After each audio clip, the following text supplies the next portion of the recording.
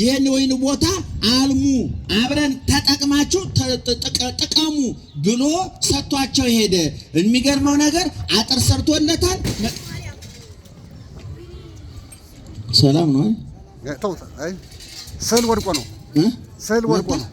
አይ አረብ የለም ሰው አልመጣም። እንዴት አሮጣችሁ? ብዙዎች ናቸው። እኔ ራሱ እንዴት እንደሚሮጥ ጨንቆይ ነው እንጂ ደውረት ነበር። ደህና አደራችሁ።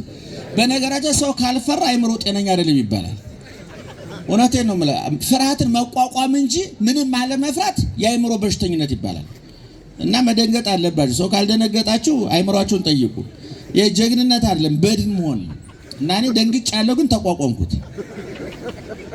ጤነኛ ስለሆንኩኝ ነው። ደህና አደራችሁ። እስኪ አጨብጭቡ አንድ ጊዜ ግን ድገሙት። ከዚህ በፊትም ተናግሬያለሁ። ሰው አለመራብ ጤነኝነት ነው?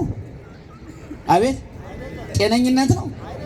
አለመራብ ጤነኝነት አይደለም። ረሃብን አጥፋልን ተብሎ አይጸለይም። ምግብ ስጠን ተብሎ ነው የሚጸለየው። ረሃብ ከጠፋ ደግሞ ሌላ ችግር ነው። የምግብ ፍላጎት ተዘግቶ ሀብታሞቹ በአምቦ ውሃ የሚሰቃዩት እኮ የምግብ ፍላጎት እየጠፋ ነው። ምክንያቱም ሀብታሞቹ ቤት ምግብ አለ፣ ድሆቹ ቤት ሆድ አለ። ግድግዳውን ቀዶ የሚያገናኝ ጠፍቶ ነው። እና የስዕሉ ጉዳይ ነው ቀረከው። ሰው አልተጎዳም አይደል? እግዚአብሔር ይመስገን። እና ሰውየው ይሄ ባለሀብቱ ሰውዬ ለሰዎቹ ራሱ ቆፍሮ አልሙ ብሎ ሰጥቷቸው ሄደና ከብዙ ጊዜ በኋላ መልእክተኛ ላከ።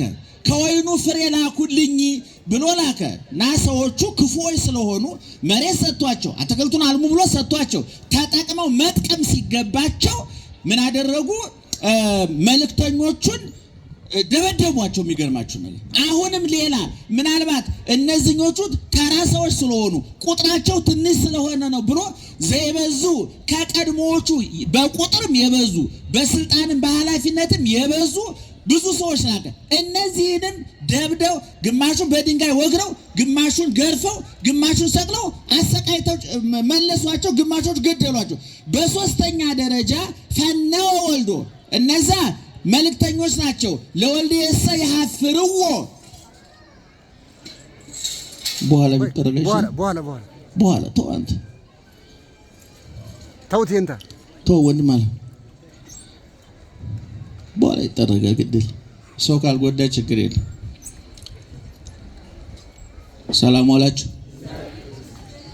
አንድ ጸሐፊ ታገል ሰይፉ የሚባል ወንድማችን የምንወደው ምን አለ አንድ ጊዜ ሲናገር ፈረንጆቹ ላፕቶፑ ልጆቻቸው እንዳያበላሹባቸው ይደብቃሉ አለ። እኛ ደግሞ ልጆቹ ላፕቶፑ እንዳያበላሹት ነው የምንደብቀው። እና ብዙ ስለ ቁሳቁስ ሰው ይጎዳ ብለን ነው የምንጨነቅ። እቃው ተሰበረ እንጂ የምንለው ሰው ተሰበረ ብለን አንጠይቅም። እና ለማንኛውም መጨረሻ ላይ ሰውየው መልእክተኞቹ ልኮ ስላልተሳካ ልጁን ላከ ነው ባጭሩ። ልጁን ላከ። ምክንያቱም ልጅ ማለት ምትክ ነው፣ ወራሽ ነው። ያፍርዎ ያፍሩታል፣ ያከብሩታል፣ ይሰሙታል፣ ይታዘዙታል ብሎ እሱን ላከ። እንዲያውም ሰዎቹ ክፋት ጨምረው ተንኮል ጨምረው ይሄ ወራሹ መጣ፣ ይሄን ከገደል አባቱ ማርጅቷል ይሞታል፣ ይሄን ወራሹን ከገደለው ንብረቱ የኛ ይሆናል ብለው ከወይኑ ቦታ አውጥተው እዛ ብንገለው ደሙ ወይኑ ያደርቅብናል፣ የሰው ደም መጥፎ ነው ብለው ከወይኑ ቦታ ውጭ አውጥተው ገደሉት። ሰውየው ያን ልጁን ደብድበው ገደሉት ነው ባጭሩ። ምእመናን እኔ ቅድም ታሪኩን እሳቸው ስለተረኩላችሁ በዚህ ጊዜ ማጥፋት ያለብን አይመስለኝም፣ ጊዜውንም ለመጠቀም። ምእመናን እግዚአብሔር ለኛ ያላደረገው ነገር የለም። የዚህ የማቴዎስ ወንጌል ምዕራፍ 21 ከቁጥር 33 ጀምሮ ያለው ለመረዳት ትንቢተ ኢሳይያስ ምዕራፍ 5 ግልባጩ ተጽፏል። ይገርማችሁ በብሉይ ኪዳን እዛ ላይ ምን ይላል? ወይኔን ለወይኔ ይላል ጌታ፣ ለወይኔ ሁሉን ነገር አደረኩለት፣ አጠራጠርኩለት፣ መጥመቂያ አዘጋጀሁለት፣ ማይፈደ መጠበቂያ ማማ ሰራሁለት፣ ወሰመሎ አቀብተ ጠባቂ አደረኩለት። ለመሆኑ አንድ ሰው ለወይኑ ይሄን ሁሉ እንክብካቤ የሚያደርገው ምን እንዲያደርግለት ነው? ምእመናን ፍሬ እንዲሰጠው ነው አይደለ? ትረዱኛላችሁ? አንድ ሰው ግቢው አንድ ተክል ተክሎ ለምሳሌ ግቢ ያላችሁ ሰዎች እንደ ኮክም ሆነ ሌላም ተክል ተክላችሁ ማዳበሪያ ታደርጉለታላችሁ፣ ውሃ ታጠጡታላችሁ። ይሄ ውሃ ማጠጣታችሁ ማዳበሪያ ማድረጋችሁ የዚህ ሁሉ የዞረ ድምር ውጤት ማጠቃለያው ምን ማግኘት ነው? አቤት ምን ማግኘት ነው? ፍሬ ማግኘት ነው። እንግዲህ እግዚአብሔር በብሉይ ኪዳን በኢሳይያስ አድሮ የነገረን ይሄ ነው። ለእስራኤላውያን መና ከደመና አወረደ፣ ውሃ ከዓለት አፈለቀ።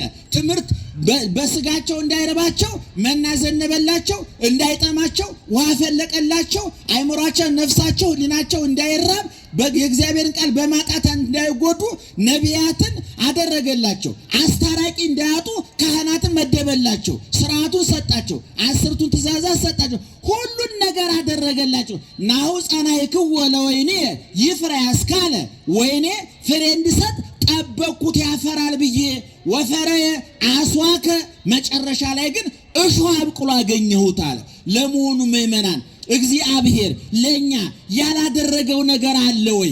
ይሄ ጎሎብሃል፣ ይሄን አስቀርተብናል ብለን ለክስ ለአመፅ የሚመች አምላክ ነው ወይ እግዚአብሔር ሲባል አይደለም። እግዚአብሔር ለሰው ሁለት አይነት ስጦታ ሰጥቷል። አንደኛ በመጀመሪያ የፈጠረውን ሰጥቷል። አዝርቱን፣ አትክልቱን፣ እጽዋቱን ብሉ ጠጡ ብሎ ተደሰቱ ብሎ ሰጥቷል እግዚአብሔር። አበባውን አይናችን እንዳይራብ ሆዳችን እንዳይራብ እንዳንጠማ የምግቡ አይነት የአትክልቱ አይነት የስጋው የወተቱ አይነት ዓለምን ያጥለቀለቀው ምግብ በጠቅላላ ሊቁ ዮሐንስ አፈወርቅ እንዳለው በማመልከቻ የተፈጠረ አይደለም። እግዚአብሔር የሚራብ ሆድ ሲፈጥር የሚበላ እህል ሲፈጥር የሚራብ ሆድ ፈጥሯል። የሚጠጣ ውሃ ሲፈጥር የሚጠማ ሰውነት ፈጥሯል። የሚታይ ብርሃን ሲፈጥር የሚያይ አይን ፈጥሯል። የሚሰማ ንግግር ሲፈጥር የሚሰማ ጆሮ ፈጥሯል።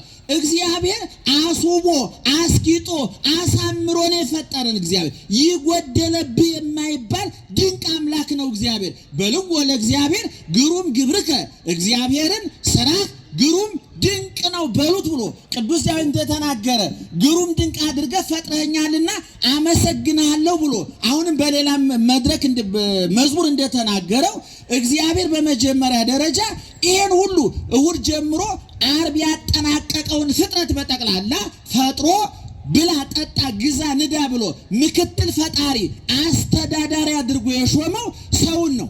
ይሄ መጀመሪያው ስጦታ ነው ምእመናን።